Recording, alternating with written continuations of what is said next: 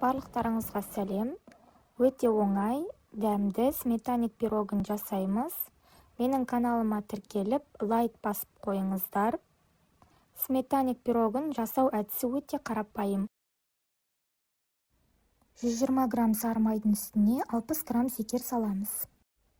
Одан соң бір жұмыртқа,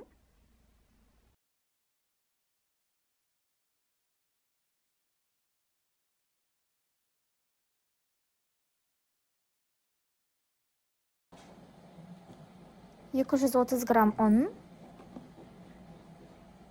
оның үстіне бір шай қасық қопсытқыш салып, кішкене араластырамыз.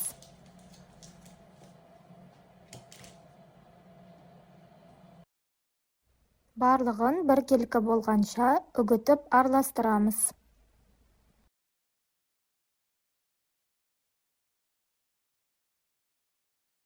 Осындай қамыр шықты. Оны холодильникке 30 минутқа қоямыз. Оған дейін начинкасын жасайық.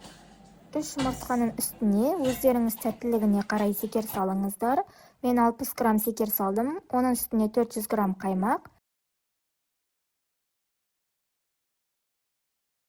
Барлығын біркелкі етіп араластырамыз.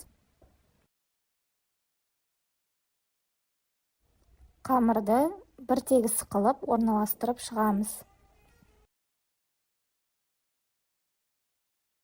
Қамырды тегістегенде жандарында үстін басып-басып формаға келтіреміз. Осылай тегістеп шықтым. Үстіне салмасын құямыз. 180 градуста 35-40 минут пісіріп аламыз. Міне осындай болып шығады. Міндетті түрде жасап көріңіздер.